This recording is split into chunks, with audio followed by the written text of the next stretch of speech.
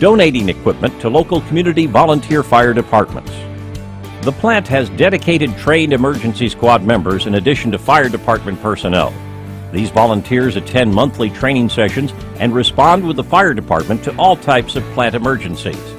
The emergency squad is an integral part of emergency response at the plant, and these personnel are intimately familiar with the process buildings in which they work. Members of the broader community outside the plant also have benefited from the training provided to fire department personnel and the emergency squad. The plant actively supports its neighbors in emergency situations and has responded to numerous vehicle accidents on the plant access road. Over the years, several companies have managed the plant. These include Union Carbide, Martin Marietta, and the United States Enrichment Corporation, or USEC.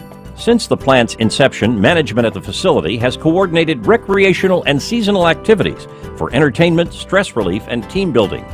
Leaders felt that strong families contributed to a strong plant and the well-being of employees. Therefore, the plant has sponsored a number of seasonal parties, as well as such sporting activities as bowling, softball, golf, and volleyball, among others. In fact, many employees and their families learned to swim on Saturday mornings when the plant reserved a local pool for their use. The plant even developed a local choral group that sang at various functions through the years. Employee safety is a continuing focus at the plant.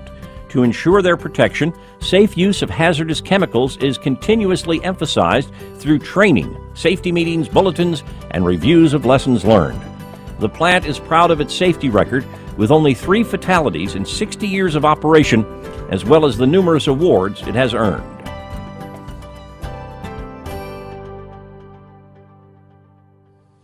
In the 1960s, the mission of the plant shifted to a commercial focus as nuclear energy emerged as an important power source. Civilian energy demands were increasing, and nuclear energy helped meet this demand. The plant underwent a major upgrade beginning in the 1970s and finished in 1982 at a cost of $550 million. During this time, hundreds of employees were added to the payroll. Components in the production buildings were removed, cleaned in the C400 building, and upgraded in the C720 building. Once improvements were complete, components were reinstalled. Crews that worked in the process buildings removing and reinstalling equipment called themselves cell rats. Some were budding artists in addition to their normal jobs and left artwork which endures to this day. During the late 1990s, additional modifications were made in the major process buildings to make them more reliable in the event of an earthquake. Buildings and piping were retrofitted with structural steel bracing, and components were fitted with expansion joints to make them more flexible. During decades of plant operations, some chemicals used at the facility and other industrial sites throughout the country have been identified as presenting hazards to employees and the environment. Examples of such chemicals include polychlorinated biphenyls, PCBs, and trichloroethylene, TCE, both of which had to be phased out and are now regulated. Over the years, such chemicals have leaked into the soils and groundwater at the plant. In 1988, it was discovered that radioisotopes had leaked into the groundwater near the facility. Soon after, additional environmental impacts were found near the plant. The chemical degreaser TCE was detected in nearby drinking water wells, leading to the discovery of a very large TCE groundwater plume. As a result, the Department of Energy provided alternative water sources for the citizens living in the affected area and continues to do so. In addition to groundwater pollution, the area has also been contaminated by such hazardous chemicals as PCBs, along with heavy metals and radioactive materials. Subsequently, the Paducah plant was placed on the U.S. Environmental Protection Agency's National Priority List of Superfund sites. In the ensuing decades, the Department of Energy has spent more than $2 billion in cleanup at the facility, with site cleanup activities likely to continue past 2020. In light of the contamination, some local residents and former employees have raised concerns about the possible health effects of the plant. These concerns have been investigated by several federal agencies, as well as by local and national newspapers. While some concerns have been found to be unsubstantiated, others were not. In 1999, then U.S. Secretary of Energy Bill Richardson traveled to Paducah to issue a formal apology to plant workers who had been unknowingly exposed to dangerous radiation. The Department of Labor currently manages a special compensation program for workers who have developed illnesses that are potentially related to hazardous exposures at the plant. Despite the use of common industry practices at the time, these facts are reminders that the workers at Paducah who served their country during the Cold War should be considered patriots, continuing to work behind the scenes in a hazardous environment as part of the nation's defense. As in all wars, the cost of freedom is never cheap.